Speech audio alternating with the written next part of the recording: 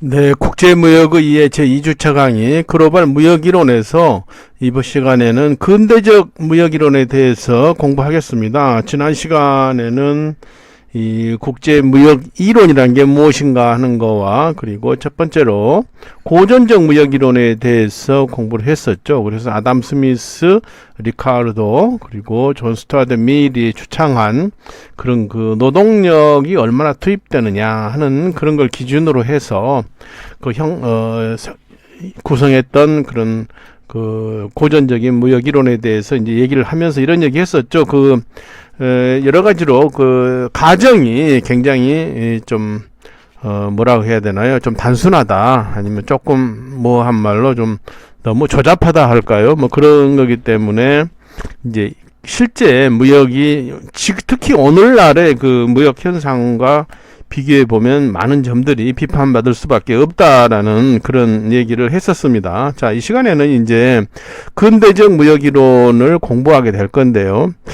이 근대적 무역이론은 사실은 여기에 근대적 무역이론을 주창하신 분들이 사실은 뭐 현대까지 사신 분들이라고 봐야 됩니다. 근대하면 예를 들어서 뭐 한 100년 전에 이렇게 살아셨던 분들 이렇게 생각하는데 실제 보면 뭐 최근이라 해서 몇십 년 전까지도 살아 계셨던 분들 그런 경제학자들이 얘기했던 건데 보면 훨씬 이거 교전파 고전적인 무역 이론보다 더 앞선 그리고 현재 그 경제 현상, 현재의 경제 현상을 설명하는데 굉장히 그럴듯하다. 상당히 좀 접근하고 있다.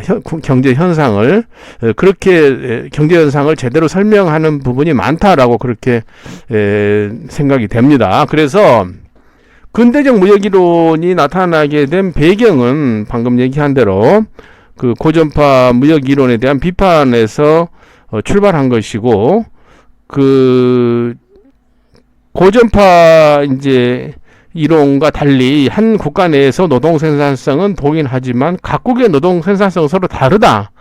이런 점을 설명을 했는데 사실은 이제 이게 서로 다르다는 가정까지는 했는데 어떻게 하죠? 왜 그렇게 차이가 나는지를 이유를 설명을 못했죠. 그러니까 영국과 칠레가 직물과 와인을 포도주를 생산하는데 분명히 생산성이 차이가 나잖아요. 근데 그것이 왜 차이가 나는지를 설명을 못했던 그런 문제가 있다는 것이고요. 또 노동 외에, 그러니까 고전적인 무역 이론에서 노동 가치를 가지고 이제 계속 이론을 전개했는데, 그렇죠. 어떤 생산을 하는 데 있어서는 노동 능력만 들어가는 거 아니잖아요. 자본도 있어야 되고, 토지도 있어야 되고, 기술도 있어야 되고, 여러 가지가 있어야 되는데, 그런 이제 다른 생산 요소에 의한 생산비가 차이가 발생하는 것을, 무시한 그런 이제 가정을 가지고 했기 때문에 많이 좀 현실성이 떨어진다. 라고 비판을 하면서 이 근대적 무역이론이 생겼다는 것이죠. 네. 그래서 근대 무역이론은 이 노동 가치설이라는 비현실적인 가정을 극복하기 위해서 첫 번째 기회비용이라는 opportunity cost, 기회비용이라는 개념을 도입을 했고요. 두 번째는 각국의 부존된 생산 요소의 상대적인 부존 비율에 입각해서 핵심 올인 정리가 나왔다는 것입니다. 그러니까 이게 1번, 2번 이제 간단히 얘기를 했습니다만 뒤에서 설명하겠지만 상당히 현실성이 있게 그렇게 설명한 이론이라고 봐야 되겠죠. 자, 먼저 기회비용설을 한번 보겠습니다. Theory of Opportunity Cost요. 그러면 기회비용이라는 게 뭐냐 이거죠. 기회비용이라는 게 나의 행위의 가치를 평가할 때 그 가치를 실제로 취한 행위의 가치를 평가하는 것이 아니라 그 행위를 선택했기 때문에 포기해야 되는 다른 행위의 가치로 평가하는 것. 네. 이게 이제 기회비용이라는 게 내가 가지 않은 길, 그러니까 A와 B가 두 개를 내가 두 가지 일을 할 수 있는데 그 중에 하나를 선택을 하게 되면 내가 A와 B를 할 수 있는데 B를 하지 않고 A를 했을 때 나의 가치는 B의 가치로 그걸 포기했기 때문에 그것이 기회비용이다. 그런 이제 뜻이죠. 그래서 이 기회비용설은 하벌러, 고트프리드 하벌러가 이제 주창한 이론입니다. 근데 이분이 그 1936년에 이제 논문을 써가지고 하신 분인데, 이 하벌러는 그 1차 대전 전에 그 오스트리아 헝가리에서 태어나서 미국으로 이민을 와서 하버드 대학교 경제학부 교수를 역임하신 분이죠. 그래서 그분이 이 가트가 이제 뒤에서 설명하겠지만 관세 및 무역에 관한 일반 협정이라는 그 국제 무역의 근간이 되는 그런 국제기구의 그 출범에 대한 이론적 배경을 제공한 대단하신 분이죠. 그래서 이 하벌러 교수는 노동이 생산에 있어서 가치의 전부는 아니다. 예, 당연한 얘기고요. 다른 생산 요소도 고려해야 하며 이들 생산 요소 상호 관계가 더욱 중요하다고 보았다. 이거죠. 서로 상호 관계가. 그래서 어떤 재화의 가격은 그 재화의 기회비용에 따라 정해진다고 주장을 했습니다. 그래서 비교 우위설의 내용을 수용하지만 노동가치설에서 노동비용 대신에 기회비용의 개념을 도입을 했다는 거죠. 그래서 각국은 기회비용이 작은 상품의 우위를 갖고 무역을 하게 된다. 그런 뜻입니다. 그러니까 기회비용, 다른 것을, 그러니까 기회비용이 큰 것을 자기들이 생산을 하고, 기회비용이 작은 것은, 그러니까 생산을 덜 하게 되는 그런 이제 상품의 기회비용이 작은 것에 대해서, 왜냐하면 너무 많이 잃어버리면은 그러니까 A 상품을 생산함으로써 B 상품에 대한 기회비용, 그게 너무 크게 되면은 A를 생산 하나가 되는 거죠. 그런 뜻입니다. 그래서 뒤에서 이제 그래프로 이렇게 설명을 자세히 하게 될 건데요. 이 기회비용설 같은 경우는 여러분들이 뭐 취업시험이나 뭐 공무원 시험 이런 데서도 많이 나오는 것이고요. 그리고 그 뒤에 밑에 이제 해놨습니다만 생산 가능 곡선, 뭐 기회비용 같은 강의가 그 유튜브에 보면은 많이 올라 있어요. 뭐 아마 학원 강사 선생님들이 올려놓은 그런 강의일 것 같은데요. 여러분들 이제 여기서 뭐 다 자세히 설명할 수 없으니까 그런 유튜브 강의도 좀 보면서 이해를 좀 더 넓혀가기 바랍니다. 네, 그래서 기회비용설을 한번 보겠습니다. XZ 한 단위를 추가로 생산하는데 투입되는 생산 요소를 YZ의 생산에 투입할 수 있음에도 불구하고 XZ의 생산에 투입함으로써 포기되는 YZ의 생산량이 XZ의 기회비용이다. 앞에서 얘기했던 내용과 같은 내용입니다. 그러니까 XZ를 하나 생산하는데 YZ를 생산하지 않고 XZ를 생산함으로써 이걸 포기하는 YZ의 생산량, 그것이 기회비용이다. 그렇게 했고요. 그래서 이것을 설명하기 위해서 PPC, Production Possibility Curve, 생산 가능 곡선이라는 것을 활용했다고 합니다. 이 생산 가능 곡선은 뒤에서 조금 더 설명을 하죠. 그래서 일정한 기술 수준 하에서 한 나라가 보유하고 있는 모든 생산 요소를 투입해서 최대로 생산할 수 있는 두 재화의 수많은 그런 가능성의 그 집합을 곡선으로 나타냈다는 것이죠. 그것을 생산 가능 곡선인데, 그 기울기가, 생산 가능 곡선의 기울기가 기회비용을 나타낸다라고 설명하고 있습니다. 그래서 여기서 한계 변환율이라는 게 나와요. MRT라고 하는데, 하나의 재화를 생산하기 위해서 포기를 해야 되는 다른 재화의 양을 의미한다. 위에서 얘기했던 그런 내용입니다. X를 하나 더 생산하기 위해서 YZ를 생산하지 못하게 되는, 이제 그것을 한계 변환율이다. 그렇게 설명을 하고요. 그래서 기회비용설의 의미가 뭐냐? 고전적 무역이론에서 단위의 생산요소, 즉 동질의 생산요소, 그리고 생산비 불변이라는 비현실적인 가정에서 벗어나서 현실에 적합한 생산요소를 전제로 무역이론을 전개했다라고 이렇게 정리할 수가 있겠습니다. 그래서 다시 얘기하면 가변 비용 하에서 비교 우위의 결정을 일반화시킨 이론이다. 그런데 이것도 그 무역 형태와 교육 조건의 결정에 있어서 공급 측면만 강조한 점이 이게 좀 문제다라고 그렇게 지적이 되고 있습니다. 왜냐하면 공급만 마구 얘기한다고 그래서 그 교육이 일어나는 거 아니잖아요. 물론 살 사람들이 그건 준비가 돼야 되고 어느 정도 이게 돼야지 그냥 공급을 할 수 있다고 마구 수출을 할 수는 없는 거니까요. 또 기회비용의 차이가 왜 발생되는지 그 원인과 그런 그 경로를 규명하지 못했다는 그런 이제 비판 한계를 가지고 있다는 겁니다. 자, 그러면 여기 지금 생산 가능 곡선하고 그 한계 변환율에 대해서 좀 더 그 살펴보겠습니다.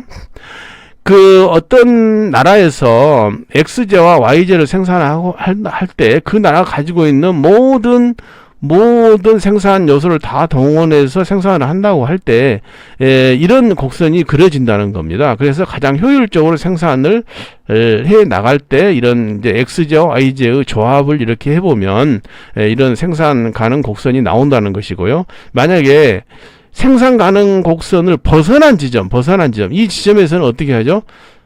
너무 많죠, 이게. 너무 많기 때문에, 여기서 이렇게 벗어나 버리면 이건 생산이 불가능한 그런 영역이 되겠고, 왜냐하면 이 곡선상에 있는 가장 효율적인 생산이니까요. 그리고 그 안쪽으로 들어간, 여기는 비효율적인 생산이죠.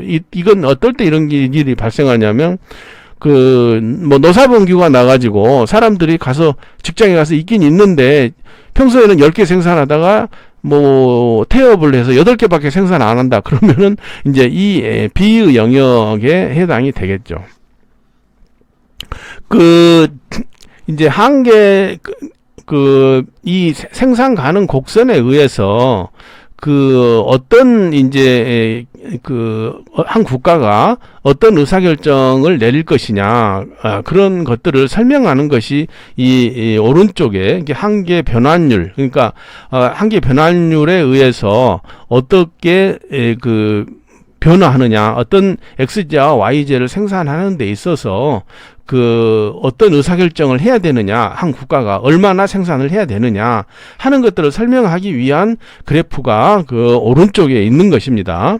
X제와 Y제의 성격이, A제의 성격이 똑같이 이렇게 비례적으로 증감한다고 하면 생각 한번 해보죠. 이거죠. 어느 나라가 Y제만 생산하면 6개를 생산할 수 있고 X제를 6개 생산할 수 있다. 그리고 반반하면 3개 해서 항상 변함이 없죠. 이럴 경우에는 그래프가 이렇게 직선으로 이렇게 그어진다는 겁니다. 이게 이제 생산 비용이, 제약의 생산 비용이 변화가 없을 때, 비용이 불변일 때는 이렇게 내려오면서 우하향을 하면서 내려오고 그 각도가 바로 한계 변환율이 되겠습니다. 그런데 지금 여기서 보세요. 이 X제를 6단위를 생산하다가 그런데 이 나라에서 우리는 이제 Y제를 6단위를 생산하다가 X제도 필요해. 그러면 Y제를 5개만 생산하고 그 대신에 X제를 생산하자. 그러면은 이만큼 생산할 수 있는 거예요. 그러면 무슨 말이죠? Y제를 하나만, 한 단위만 줄이고도 상당히 많이 생산할 수 있잖아요, 이게. 예. 그런데 이게 점점점 처음에는 그렇게 별로 문제가 안 되다가 나중에는 Y제를 하나씩 내려도 별로 늘어나지가 않게 돼요. 그럴 때는 바로 이런 곡선을 그리게 됩니다. 무슨 말이냐면, X제를 생산하면 할수록 Y제를 줄이고 X제를 생산하면 할수록 이렇게 비례적으로 이렇게 증감이 감소하는 생산량이 늘어나는 것이 아니라 어느 시점에 가면은 점점점 생산이 안 된다는 얘기죠, 이게. 그런 비용이 막 늘어나기 때문에 이런 걸 우리가 생각해 볼 수 있습니다. 동남아에 있는 개도국에서 옷을 지금 생산하고 있잖아요. 옷을 생산하고 있는데 그게 우리나라 기업들이 가서 공장을 하고 있는 그런 기업들이 많습니다. 그런데 과거에 우리가 어땠었죠? 1960년대에 경제 개발을 할 때 옷을 많이 생산했어요. 한국 내에서 신발도 막 생산하고. 그런데 우리 한번 생각 한번 해보시죠. 이 자동차를 우리가 생산을 만약에 우리가 하겠다고 한번 생각을 한번 해봐요. 그러면 어떻습니까? 처음에는 자동차하고 그 오다고 이 변환율이 다르게 되죠. 네. 우리가 어떻게 생각하면 처음에 우리가 자동차를 한 대 생산하기가 무척 어려워질 수도 있죠. 아무리 이게 옷을 우리가 뭐 1만 벌을 하고 있다가 자동차를 하나도 생산을 안 했는데 자동차를 한 대 생산하기 위해서 거기에 들어가는 그 인원을 줄여서 그 자동차를 생산한다고 한번 해보죠. 그러면은 처음에는 아마 그 많은 이제 인력이 필요할 겁니다. 그러나 일정 기간이 지나면 어떻게 되죠? 자동차에 들어가는 인력이 그렇게 많이 안 돼요. 비용이 점점점 줄어들게 되죠. 자동차가 대량 생산이 막 되면은. 그러면은 비용이 체감하는 것이고요. 거꾸로 한번 생각 한번 해보면 그것이 오히려 비용이 그 반대로 막 늘어난다고 생각하면 해보자 이거죠. 그랬을 때 Y제를 생산하다가 X제를 생산할 때 비용이 갈수록 더 늘어난다고 생각하면은 이런 이제 이러한 그런 이제 오목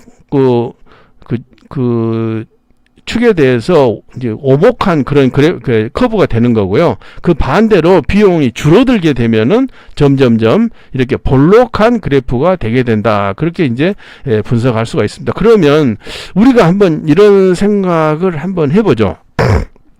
우리나라 그러니까 옷을 한국에서 생산하던 그런 우리가 생산을 하다가 나중에는 지금 지금 거의 대부분의 옷이 지금 동남아나 중국 이런 데가 이전해 버렸잖아요. 이게 그렇다고 해서 우리가 전혀 옷을 생산하지 않는 것도 아니죠. 이게 어느 나라가 옷과 자동차를 동시에 생산한다고 했을 때 어느 정도의 지점까지는 그래도 괜찮은 지점이 있을 거라 이거죠. 네.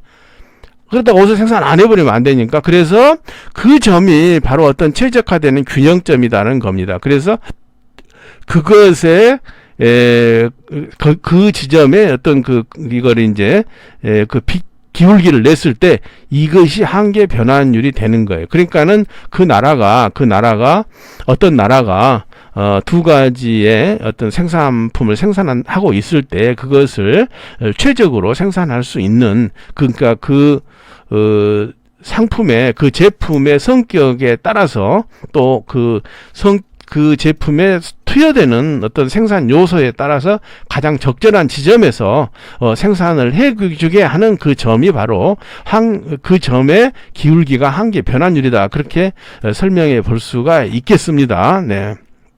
그러니까 이제 이런 걸 볼 수가 있어요. 우리가 지금 자동차와 옷을 생산하다가 자동차를 생산하기 위해서는 훨씬 더 많은 요소가 더 들어가지 않습니까? 그러니까는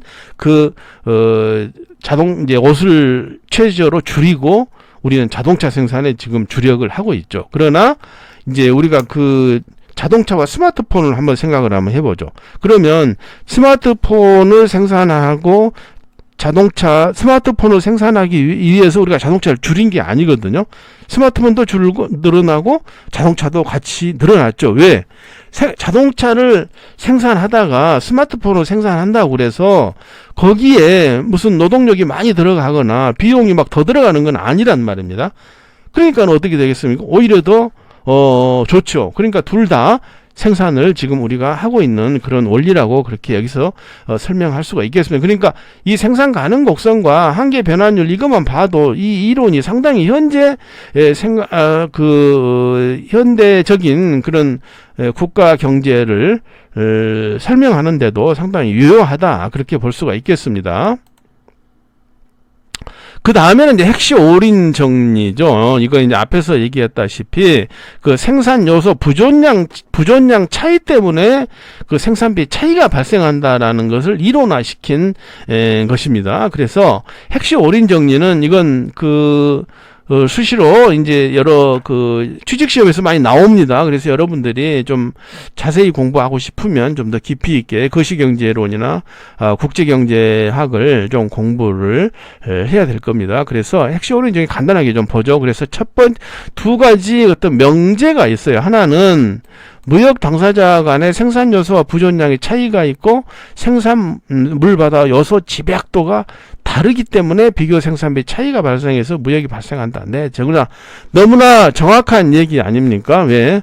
뭐 어떤 나라는 인구가 많기도 하고 적기도 하고, 어떤 나라는 뭐 석유가 많이 나고 적게 나고, 그렇죠? 뭐 이런 거. 그리고 생산물에도 사실 옷 생산하는 데는, 의류를 생산하는 데는 뭐 그렇게 많은 그 재료가 안 들어가지 않습니까? 생산 요소가. 노동력은 많이 들어갈지 모르지만 어떻죠? 거기에 자본이나 뭐 그렇게 많이 들어가지. 원자재도 많이 안 들어가죠. 그런데 우리가 자동차나 스마트폰을 생산하려면 그 요소들이 엄청나게 많이 들어가야 돼. 특허도 많이 써야 되고, 뭐 수많은 특수한 첨단 원자재가 마구 거기 들어가야 되기 때문에 이제 그 차이 때문에 그 무역이 발생하게 된다. 생산비가 차이가 나서 발생한다는 얘기고요. 두 번째, 생산 요소가 국가 간에 이동하지 않더라도, 그러니까 생산 요소가 이동하지 않더라도 상품 무역에 의해서 생산 요소의 상대 가격이 국제 간에 균등화되는 경향이 있다. 그러니까 여기서 이 얘기는 그런 얘기입니다. 예를 들어서 한국에서 그 옷을 생산하는데 그 옷의 그 면화를 만약에 다 외국에서 수입이 온다고 수입해 오고 대부분이 한국에서는 별 생산이 안 된다고 생각 한번 해보자요. 그럼 어떻게 돼서 한국에서는 그 옷 값이 훨씬 비싸겠죠. 면화가 많이 나는 나라에 비해서. 네. 그런데 그러면 면화를 한국이 직접 가져와서 여기서 하면은 될까요? 근데 하지 않더라도 그 면화가 면화가 많이 생산되는 나라에서 생산된 옷이 한국으로 오게 되면은 가격이 서로 같아진다. 그것도 뭐 지금 이론을 보더라도 그렇게 틀린 얘기는 아닌 것 같습니다. 그게 이제 핵시 오린 정리에서 주창한 두 가지의 그 명제가 되겠습니다. 그래서 핵시 오린 정리의 중요한 과정을 여기는 좀 읽어볼게요. 두 나라 간에 두 재화, 두 생산 요소만 존재한다. 그래서 이것이 어쩌죠? 고전파 이론에서는 뭐 노동력만 존재한다고 이렇게 생각한 것보다는 훨씬 더 진전됐다라고 볼 수가 있고요. 두 재화는 서로 다른 1차 동차 생산함수를 가지고 있으며 두 재화에 대해서 두 나라의 생산함수는 동일하다. 다시 말하면 A국의 X제와 B국의 X제는 서로 같은 생산함수를 가지며 A국의 Y제와 B국의 Y제는 서로 같은 생산함수를 갖는다. 그러면 A국은 자본 풍부한 나라고 B국은 노동이 풍부한 나라라고 가정을 한다 이거죠. 예, 그리고 두 제화의 요소 집약도 팩터 인텐시티는 서로 다르다. X제는 자본 집약이고 Y제는 노동 집약. 그러니까 X제 자본 집약이란 건 뭡니까? 자동차나 스마트폰은 자본 집약제고 그 옷을 만드는 의류 생산, 봉제 같은 경우는 노동 집약적이죠. 사람이 일일이 그걸 다 전부 뭐 자르고 옷을 만들고 해야 되니까요. 그리고 상품 시장과 생산 요소 시장이 완전 경쟁 구조를 가지고 있다. 뭐 조금 이제 가정입니다만 이런 가정을 가지고 핵시 오린 정리가 이루어졌다라는 것만 보겠습니다. 그래서 제1명제에 대해서 조금 설명을 하죠. 요소 부존 이론이라고 했는데 국제 간의 비교 생산비 차이가 나는 두 가지 이유를 설명했는데 하나는 국가 간 요소 부존도의 차이가 있고 또 하나는 요소 집약도의 차이가 있다라고 했습니다. 그래서 요소 부존도란 건 뭐냐? A국이 자본이 풍부한 자본의 차이가 나면 어떻게 되겠어요? 이 나라는 이자가 싸죠, 이자가. 노동은 비싸죠. 임금은 비싸고. 그리고 B국은 사람들이 많으면 상대적으로 임금이 싸고, 자본에 대한 이자는 비쌀 것이다. 이런 차이 때문에, 이런 부존도 차이 때문에, 생산비의 차이가 난다는 것이고요. 그 요소의 집약도의 차이도 X제는 자본 집약제고 Y제는 노동 집약제. 이런 차이 때문에 그 투입되는 요소 비율이 다르겠죠. 자본이 많이 들어가야 되는 그런 그 제품과 노동이 많이 들어가야 되는 제품과는 당연히 그 생산비가 차이가 날 수밖에 없는 것이죠. 두 번째, 그래서 A국에서는 자본 집약제인 AJ 비교 우위가 있고 B국에서는 노동 집약제인 YJ 비교 우위가 있어서 A국에서는 XJ를 생산해 수출하고 B국에서는 YJ를 수출한다. 이게 상당히 지금도 이제 이게 적용되는 이론이에요. 그러니까 우리나라가 이제 과거에는 노동력이 많이 있었죠. 60년대, 70년대는. 그래서 싸게 뭐 와이셔츠나 이런 걸 많이 생산해서 해외 수출을 많이 했는데 우리가 점점 자본 집약적인 그런 산업으로 우리나라 수출 구조가 무역 구조가 경제 구조가 바뀌면서 이제 우리는 그 노동력이 풍부하고 노동력이 싼 이제 동남아나 이런 데로 이제 봉제 공장을 전부 이전하게 되는 그런 결과를 초래한 것을 보면 이 이론이 상당히 의미가 있다라고 보겠습니다. 그래서 핵쇼어린 정리의 핵심은 그겁니다. 노동이 풍부한 나라는 노동 집약적인 산업에 특화해서 그 상품을 수출하고 반대로 자본이 풍부한 나라는 자본 집약적인 산업에 특화해서 상품을 수출하는 경향이 있다. 물론 이 이론이 다 완전히 맞는 건 아니죠. 그런데 이거 상당히 현실성 있는 그런 이론이라고 우리가 생각하지 않을 수가 없습니다.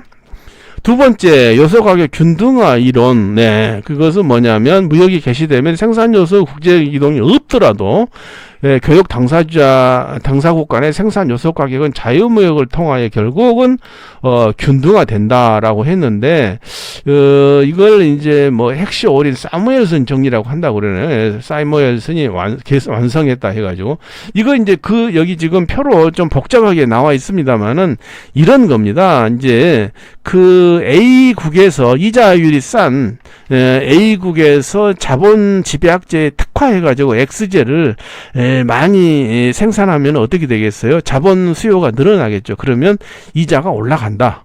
그런 얘기예요. 그 대신에 노동에 대한 수요가 별로 없죠.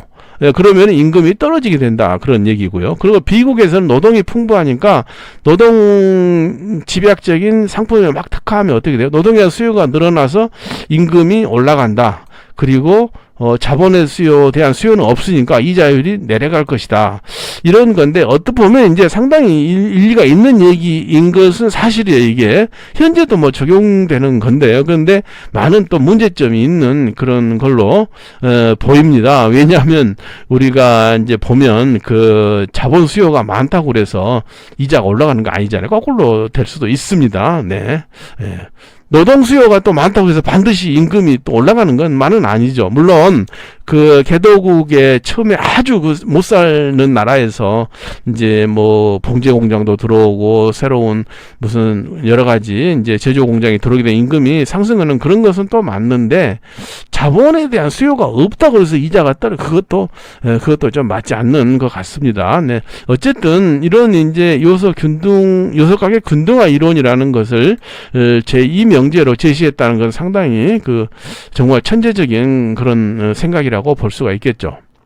세 번째로 이제 레온티에프 파라독스라는 것도 여러분들이 이거 알아둬야 돼요. 이제 이것도 자주 취업 시험이나 뭐 고시 시험에 이렇게 나오는 그런 이론들이죠. 레온티에프 역설은 핵시올인 정리의 요소 부존 이론의 제1명제를 검증해봤다. 이게 맞느냐 안 맞느냐. 그러니까 이제 미국은 자본집약적인 수출이고 뭐 예를 들어서 뭐 그당 아주 저기한 이제 다른 개도국은 이제 뭐 노동집약적인 거에 이제 역점을 둬야 되느냐 그런 건데 그것도 아니더라 이거죠. 미국은 자본집약제를 수출하고 노동집약제를 수입할 것이라는 예상과는 달리 오히려 거꾸로 되고 있더라는 얘기. 자본집약제를 수입하고 노동집약제를 수출하는 정반대 현상도 있더라. 뭐 충분히 가능한 얘기죠. 왜냐하면 이제 모든 경제 현상이 딱 단정 지어서 할 수가 없잖아요. 실제 교수도 그거 봤어요. 미국에서 교수가 90년대 중반에 근무할 때 보면 여전히 미국에도 봉제 공장이 있어요. 봉제 공장이. 그래가지고 그 미국산 그 아주 좋은 면화로 이렇게 그 옷을 만들어서 수출도 하고 하는 것을 봤습니다. 이제 물론 이제 그 옷들이 그냥 일반적인 옷이 아니라 뭐 어떤 유명한 스포츠 스타나 뭐 구단으로 해서 그런 디자인을 한다든지 그렇게 하는 걸 봤습니다만은 이제 그래서 그런 현상도 꼭 이 핵시올인 정리대로만 되는 것은 아니다라는 것을 입증했다는 거죠. 레온티에프는 러시아 국적으로서 하버드대 교수고요. 그래서 73년에 노벨 경제학상을 받았습니다. 그래서 레온티에프 역설에 대한 검증, 요소 부존대에 대한 문제로서 왜 이제 그런 일이 발생하느냐, 네, 그것은 뭐냐면은 노동 생산성의 질이 우수하다는 것을 의미한다는 겁니다. 그러니까는 노동 집약적인 옷을 미국은 생산하지 못하란 말이냐, 그건 아니다 이거죠. 그것이 그 투자를 많이 하고 그러면은 그 노동력 고급 노동력이 아주 고급 디자인을 해가지고 하게 되면은 어떻게 되죠? 노동 생산성도 높아진다는 것이 되겠습니다. 네. 네, 그러면은 여기까지 하고요. 그 다음에 스톨퍼 사무엘슨 정리라는 걸 한번 보죠. 그래서 사무엘슨 교수도 MIT에 대해 경제학과 교수인데 이분도 뭐 돌아가신 지 얼마 안 됐죠. 노벨 경제학상을 1970년대에 노벨 경제학상을 받으시는 분입니다. 그래서 그 제자들도 노벨 경제학상을 다 받은 아주 대단히 유명하신 그런 경제학자가 되죠. 그래서 이 볼프강 스톨퍼와 폴 사무엘슨 교수는 요소 가격 균등화 이론, 그러니까 앞에서 두 번째 명제죠. 고임금 수준의 국가와 저임금 수준의 국가가 자유무역을 할 경우에 두 국가의 임금 수준이 균등화된다는 이론인데 이게 그렇게 됩니까? 사실은 그렇게 안 되죠. 우리나라 임금은 계속 지금 올라가고 있고 동남아는 이제 동남아는 아직도 많이 차이가 나지 않습니까? 우리나라 봉제 공장들이 동남아로 이전했다고 그래서 우리나라 임금이 뭐 낮아지는 건 아니잖아요. 그래서 그런 이제 균등화 된다고 했는데 사실은 그렇지 않다 이거죠. 그래서 임금이 내려가지 않게 하려면 보호무역주의를 해야 된다라고 이렇게 주장을 했는데 보호무역을 하면은 이제 뭐 그렇게 되긴 되겠죠. 왜냐면 예를 들어서 동남아 국가끼리 이런 일이 일어난다면 이제 그런 일이 되겠지만은 사실은 임금이라는 게 그렇게 내려가기 어렵잖아요. 노동조합도 있고 뭐 하기 때문에 보호무역을 하지 않더라도 노동자의 임금이 그렇게 금방 내려갈 가능성은 그게 크지 않다는 걸 우리가 현실에서는 그렇게 얘기할 수가 있는 거, 우리가 생각할 수 있는 것이죠. 네. 네. 여기까지 하고요. 다음 시간에는 현대의 무역이론에 대해서 공부하겠습니다.